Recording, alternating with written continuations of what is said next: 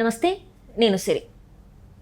జగన్మోహన్ రెడ్డి గారు అధికారం దిగిపోయిన తర్వాత అయితే సజ్జలుగానే దూరం పెడతారని చెప్పేసి చాలా వరకు ఆ వైసీపీ నేతలే కార్యకర్తలే అనుకున్నారు. ఎందుకంటే మేజర్ అంటే అందులో ఉన్న 90% మంది సజ్జల చేయబట్టే ఈరోజు వైసీపీకి ఈ గతి, జగన్మోహన్ రెడ్డికి ఈ గతి పట్టిందని చెప్పేసి అనుకుంటున్నారు. కానీ అయినా కూడా జగన్మోహన్ రెడ్డి అయితే ఎక్కడ కూడా సజ్జల్ని దూరం పెట్టలేదు. అసలు ఎందుకు పెట్టలేదు, ఏంటి దాని వెనుక ఏమైనా కథ ఉందా అనేది మనకి వివరించడానికి మనతో పాటు ఉన్నారు TDP official spokesperson Suryadevara Latha గారు.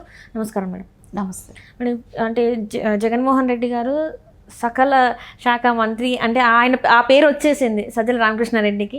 ఆయన దూరం పెడతారని చెప్పేసి చాలామంది అనుకున్నారు. ప్రభుత్వం మారిపోయిన తర్వాత అంటే 151 సీట్లు వచ్చిన జగన్మోహన్ రెడ్డి ప్రభుత్వానికి ఏకంగా ఇక్కడ ప్రజలు ఈసారి చూస్తే కేవలం 11 సీట్లకే అంకితం చేశారు.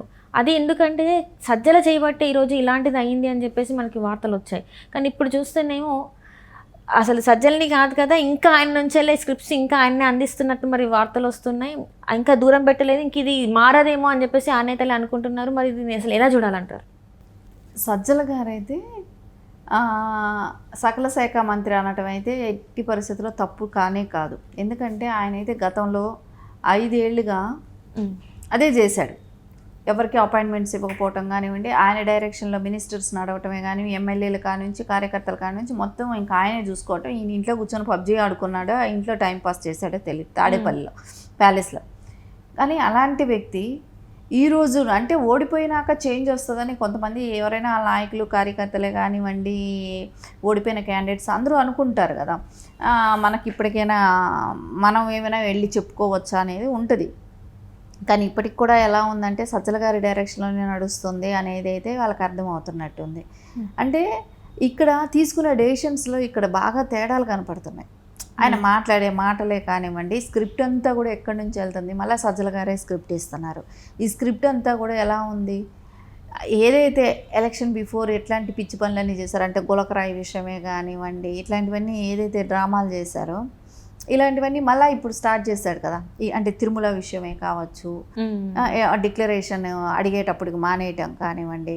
అంటే ఇప్పుడు అలాంటి విషయం వలన హిందువులందరికీ కూడా కొంచెం ఒక పర్సంటేజు జగన్మోహన్ రెడ్డికి అంటే వాళ్ళ నాయకులకి కొంతమందికి ఏదైనా కొంచెం ఒక నమ్మకం ఉంటుంది. సర్లే అన్ని మతాలని ఒకటిగా చూస్తున్నాడేమో. ఇప్పుడు చంద్రబాబు నాయుడు గారు ఉన్నారు, ఆయన వెళ్ళారనుకోండి, ఎక్కడ ఏ పద్ధతులు ఉంటే వాళ్ళ పద్ధతులకి ఆయన వెళ్తారు. ఇప్పుడు చర్చికి వెళ్ళినప్పుడు వాళ్ళ పద్ధతులు ఏంటో అవి పాటించాలి. మనం మసీదుకి వెళ్ళినప్పుడు వాళ్ళ పద్ధతులు ఏంటో అవి పాటించాలి. నెత్తిన టోపీ పెట్టుకోవాలి. సో వాళ్ళ పద్ధతులు వాళ్ళు ఏం చెప్తే అది చేయాలి. అదేలాగా హిందూ మతానికి కూడా అంటే వేరే కులానికి మతానికి సంబంధించిన వాళ్ళు వచ్చినప్పుడు ఖచ్చితంగా డిక్లరేషన్ అనేది ఉంటుంది కదా. అంటే గతంలో చేసిన వాళ్ళందరూ అబ్దుల్ కలాం లాంటి వాళ్ళు చేసిన వాళ్ళని అలాంటి వాళ్ళని కూడా అవమానపరచటమా? అంటే ఆయనైతే అబ్దుల్ కలాం గారు సంతకం పెట్టారు అంటే ఈయన పెట్టాడు అనమాట. ఈయనకి ఆయనకన్నా గొప్పవాడు అనుకుంటున్నారా? అబ్దుల్ కలాం గారి కంటే గొప్ప ఆయన ఏమైనా కాదు కదా. సో ఒక సిద్ధాంతాలు, కొన్ని మతానికి సంబంధించిన ఒక కొన్ని కండిషన్స్ అనేటివి ఉంటాయి, దానికి లోబడే పని చేయాలి. అది అక్కడ మనకు అక్కడ ఫెయిల్యూర్ కనపడింది కదా. ఈ రోజున ఎలా ఉంది, ఎవరైనా మాట్లాడేంత ధైర్యం చేస్తున్నారు అని అంటే హిందువులైనా కూడా వాళ్ళు అన్ని మతస్థులే ఉండాలి. హిందూ మతానికి సంబంధించిన వాళ్ళు ఎవరైనా కూడా దేవుడు మధ్యలో, దేవుడు ముందు అందరూ ఒకటే కదా. సో అందరూ పార్టీల తర్వాత చూస్తాం, ఫస్ట్ వాళ్ళైతే ఎవరైనా సరే ఫస్ట్ దేవుడికి ఇంపార్టెంట్ ఇస్తారు. వాళ్ళ మతానికి సంబంధించిన దేవుడి మీద ఎక్కువ ఇంపార్టెంట్ ఇస్తారు, తర్వాత వేరే అనుకుందాం. సరే, అలాంటప్పుడు మనం వెళ్ళి ఇంకొక మతంకి వెళ్ళి మనం అక్కడ చేయొచ్చు, ఇచ్చేయచ్చు. కానీ మనం అన్ని మతాలు సమానం అనుకున్నప్పుడు ఆ మతం విలువలు మనం పాటించాల్సినప్పుడు ఇక్కడ మన దగ్గరకు వచ్చిన వాళ్ళు కూడా ఆ మతం విలువలు పాటించాల్సిన అవసరం ఉంది. అది ఒక రాజకీయ నాయకుడికి ఉండాల్సిన కామన్ థింగ్ అది. ఎందుకంటే హిందువులు అందరూ ఓట్ బ్యాంక్ నీకు కావాలనుకున్నప్పుడు, హిందువులు ఎంతమంది కొన్ని కోట్ల మంది మనోభావాలకు విలువ ఇవ్వాలనుకున్నప్పుడు నువ్వు డిక్లరేషన్ మీద సంతకం పెట్టి ఉండాలి. సో అలా పెట్టలేదు అని అన్నప్పుడు ఇదంతా నువ్వు జగన్ గారు ఇచ్చిన జగన్ గారు ఎవరి డైరెక్షన్లో నడిచారు? సజ్జల గారి డైరెక్షనే కదా. ముందు రోజంతా హడావిడి చేశాడు, నేను వస్తాను, నేను పాదయాత్ర చేస్తాను అన్నాడు, కాలు బెనికింది అన్నాడు. తర్వాత రోజు అన్నాడు నేను మళ్ళీ డిక్లరేషన్ నేను నా మతం మానవత్వం అన్నాడు. అంటే ఇక్కడ డిక్లరేషన్ చేయాలి అంటే మానవత్వం గుర్తొచ్చింది, అప్పుడు గుర్తొచ్చింది.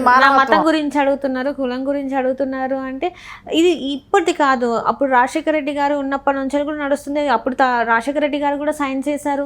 మరి ఆయన కొడుకు ఈయన కదా, మరి మీ నాన్నకి లేండి మీకేంటి, ఆయన తర్వాత ఈయన అంటే అప్పుడు అంటే రాజశేఖర రెడ్డి గారు ప్రజల్ని అంటే తెలుగు వారిని హిందువులని గౌరవించి హిందూ సాంప్రదాయాన్ని గౌరవించినప్పుడు మీరు కూడా అదే పద్ధతిని అవలంబిస్తే బాగుండేది. ఇప్పుడు అలా చేయకుండా ఇలాంటివి చేసేసరికి చాలా మందికి ఒకలాంటి అంతో ఇంతో ఎవరైతే కొంతమంది ఉన్నారో వాళ్ళు కూడా విరక్తి చెందుతున్నారు ఈ పద్ధతుల్ని చూసి. అది కూడా కాకుండా నేను 5 సంవత్సరాలు వెళ్ళాను, నా నెత్తి మీద పట్టుబట్టలు పెట్టుకొని వెళ్ళాను అంటే నువ్వు చేసిందే తప్పు, నువ్వు చేసిన ఆచారాలే తప్పు. సతీ సమేతంగా వెళ్ళి ఇవ్వాల్సిన పట్టు వస్త్రాలని హిందూ మతంలోని నువ్వు ఏ రకంగా అంటే నేను ఒక సీఎం కాబట్టి నేను చెప్తే అది వినాలి, వినకపోతే నేను ఏమైనా చేస్తాననే రకంగా అందరినీ బెదిరించి మా ఆచారాలు ఇవి మీరు ఇలా చెయ్యాలి అని చెప్పుకోలేని పరిస్థితికి తీసుకొచ్చావా హిందువులని? మా ఆచారాలు కట్టుబడి నువ్వు ఉండాలని కూడా చెప్పుకోలేకపోయారు పురోహితులు కానివ్వండి, ఎవరైనా. మనం అక్కడ తిరుమలలో వాళ్ళు చెప్పాలన్నా భయపడేటట్టు చేశాడు కదా. సో నువ్వు ఆచారాలన్నీ హిందూ ఆచారాలని కూడా పాటించలేదు అంటే నువ్వు నీ ఇంట్లో నువ్వు చేసుకున్నావు, నీ ఇంటికి దేవుడు తీసుకొచ్చుకోవాలనుకున్నావు, చేసుకున్నావు, అక్కడ సెటిల్ చేసావు. ఇది నాది మానవత్వం అన్నావు. నీకెక్కడ మానవత్వం, నీకెక్కడ ఉంది అసలు మానవత్వం అనేది? మహిళలని రోడ్ల మీద ఈడ్చి కొట్టినప్పుడు నీ మానవత్వం ఏమైంది? నాకు మతం ఇంపార్టెంట్ కాదు, నాకు మానవత్వం ఉంది. నువ్వు అసలు మానవత్వం లేని మనిషి ఏమని అంటావు? నీకు మానవత్వం ఎక్కడుంది?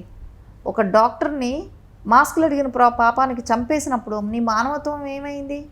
ఆయన ఎవరి కోసం అడిగాడు? ప్రజలందరికీ కూడా మాస్కులు అవసరం కదా. సో మాస్కులు ఇవ్వండి డాక్టర్లకి, మేము బాగుంటే మేము మళ్ళీ ఇంకో నలుగురికి ఇది చేయగలుగుతామని అడిగిన దానికి మాస్క్ అడిగిన పాపానికి ఆయన చంపేసేయలేదా? పిచ్చోడిని చేసి మహిళల్ని ఏ రకంగా అమరావతిలో ఉన్నాయి. నీకు అసలు మానవత్వం అనే డైలాగ్ ఎట్లా నీకు వర్తిస్తుంది? ఆ మాటలు మాట్లాడుతుంటే ఈరోజు అంటే జబర్దస్త్ షోలో బఫూన్ లాగా అయిపోయినట్టున్నారు జగన్మోహన్ రెడ్డి గారిని చూస్తుంటే. ఎందుకంటే మనం ఏం మాట్లాడుతున్నాం, మనం ఏం చేసాం గతంలో అనేది ఒకటి ఆలోచించాలి, అప్పుడు నువ్వు ఆ మాట మాట్లాడాలి. సో నువ్వు ఎప్పుడూ అలా మాట్లాడటం లేదు. అంటే 5 ఏళ్ల తర్వాత నువ్వు మాట్లాడింది ఇప్పుడు నమ్మడానికి ప్రజలు సిద్ధంగా ఉంటారా? నువ్వేం ఆచారాలు చేసావు, నువ్వేం పద్ధతులు పాటించావు, నువ్వు హిందూ మతానికి ఎక్కడ విలువిచ్చావు? విలువిచ్చినాడువైతే నీ భార్యని వెంట పెట్టుకొని వెళ్ళి పట్టు వస్త్రాలు ఇచ్చి ఉండాల్సింది. సో ఫస్ట్ ఏ సంవత్సరం అయితే నువ్వు చేసావో ఫస్ట్ ఇయర్, అప్పటి నుంచి ప్రజలందరూ కూడా సోషల్ మీడియాలో చెప్తూనే ఉన్నారు. సో అందరూ ట్రోల్ చేస్తున్నారు, అందరూ చెప్తూనే ఉన్నారు ఎప్పుడు భార్యాభర్తలుగా వెళ్ళి ఇవ్వాలి అనేది. కానీ ఎక్కడ ఇవ్వలేదు కదా. సో ఇవన్నీ చూస్తుంటే ఆయన ఏ రోజు హిందూ మతానికి ఇవ్వలేదు. ఇదంతా సజ్జల గారి డైరెక్షన్లోనే నడుస్తున్నాడు. ఈ రోజున సజ్జల గారు పనికి మాలిన వాళ్ళ దగ్గర అంటే రాజకీయ అనుభవం లేని ఇట్లా శ్యామల లాంటిది, పోసాని లాంటి వాళ్ళను ఇలాంటి వాళ్ళని పెట్టించుకొని 4 తిట్లు తిట్టేస్తే వాళ్ళని అది రాజకీయం అయిపోద్దా? నువ్వు ఎంత తిట్టించినా కూడా ప్రజల్లోకి అనేది కొంచెం తెలుస్తుంది కదా. అంటే మైండ్ సెట్ ఒక వ్యక్తిని తిట్టిస్తేనే విలువ ఉంటుంది అంటే అది ఎంతవరకు కరెక్ట్ అంటారు? అంటే ఒకవేళ తప్పులు చేస్తుంటే లేకపోతే తప్పులు చేసినా చేయకపోయినా ఈ పనితీరు ఇలా ఉందని విమర్శించినా బాగుండేది, కానీ మనుషులతో తిట్టియడం అనేది అది ఎంతవరకు కరెక్ట్ అంటారు? అంటే ఇక్కడ సబ్జెక్ట్ మీద అవగాహన లేదు, ఏం చేయాలి రాష్ట్రానికి. అంటే వాళ్ళు చేసిన తప్పుల గురించి ఎవరైనా చెప్పితే తిట్టడమే, ఇంకా ఎవరు వాళ్ళ స్థాయి ఏంటి వాళ్ళు ఏంటి అనేది కూడా చూసే పని లేదు, తిట్టడమే. ఆ స్క్రిప్ట్ అంతా సజ్జల గారు పంపిస్తూ ఉంటారు అన్నమాట. ఆ ఏ స్క్రిప్ట్ అయితే ఇస్తాడో ఆ స్క్రిప్ట్ని కొంతమంది చిన్న వాళ్ళతో అందరితో ఇష్టం వచ్చినట్టు అంటే చిన్నవాళ్ళు అంటే రాజకీయ అనుభవం లేని వాళ్ళు, అంటే రాష్ట్రానికి ఏం కావాలో ఏం అవసరం లేదో కూడా తెలియని పరిస్థితుల్లో ఉన్న వాళ్ళతో మాట్లాడిపించడం. ఒక సరైన వ్యక్తి అయితే ఒకవేళ మీరు మాట్లాడేది నాకు నచ్చకపోతే మీరు ఇలా మాట్లాడారు, మేము ఈ మాటల్ని ఖండిస్తున్నామో లేకపోతే మీరు ఇలా చేయాల్సింది అలా చేయాల్సింది అని మాట్లాడే పద్ధతి కాకుండా నోరేసుకొని, అంటే ఆ మాటలు కూడా ఎలాంటివి అంటే మనం చెప్పలేనివి, బూతులు మాట్లాడడం, అది మనం స్క్రీన్ ముందు మాట్లాడితే అది కరెక్ట్ కరెక్ట్గా ఆ కామన్ సెన్స్ అంటే మీరు అది అంటే ప్రతినిధులుగా ఉన్నారు, ప్రజల ప్రతినిధులుగా ఉన్నప్పుడు మీరు ఎలాంటి మాటలు మాట్లాడాలో కూడా తెలియని పరిస్థితుల్లో మరి సరే వీళ్ళకి అట్లున్న జగన్మోహన్ రెడ్డి గారి తెలివి ఎక్కడ పోయిందంటే రాజశేఖర్ రెడ్డి కొడుకు అయి ఉండి ఎంతో పేరు ప్రఖ్యాతలు పొందారు. ఒక బిజినెస్ మ్యాన్గా ఆయనకు కూడా పేరు ఉంది. రాజకీయాలకు వచ్చేసరికి ఎందుకు ఇంత దిగజారిపోయారు అనుకోవాలి అసలు మనం. అసలు ఆ దిగజారిన తనం అనేది ఎట్లా చూడండి, ఇక్కడ ఒకటి ఆ డిక్లరేషన్ మీద సంతకం పెట్టడానికి అంటే ఎంత ఆలోచించాడు అన్నప్పుడు నువ్వు అక్కడ నీ మతాన్ని ఏదైతే పెంచుకోవటం కోసం ఇక్కడ అపవిత్రం చేశాడు అనేదానికి ఫుల్ క్లారిటీ వచ్చేసింది కదా. ఇప్పుడు నువ్వు ఈ డిక్లరేషన్ మీద సంతకం పెట్టనని చెప్పినప్పుడే అర్థమైపోతుంది నీ మతాన్ని నువ్వు పెంచుకోవటం కోసం ఇక్కడ అపవిత్రం చేసావు, తిరుమల కొండని అపవిత్రం చేయాలని చూసావు అనేది ఖచ్చితంగా ప్రజలందరికీ అర్థమైపోయిన విషయం ఇది. Right ma'am, right thank you so much.